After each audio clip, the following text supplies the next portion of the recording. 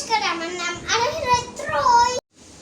আবৃত্তি করছি কবি অন্নদাশঙ্কর রায়ের নিমন্ত্রণ কবিতা। যাচ্ছ কোথা চাংরি পোতা, কিসের জন্য নিমন্ত্রণ? বিয়ের বুঝি না বাবুজি, কিসের তবে ভজন হবে? শুধুই ভজন, প্রসাদ ভজন। কেমন প্রসাদ, যা খেতে স্বাদ, ইচ্ছে কি আর সরপরিয়ার। কি খেতে চাও, ছানার পোলাও? আহ কি আয়েশ, রাবড়ি পায়েস, এই কেবলই ক্ষীর কদলি। বাহ।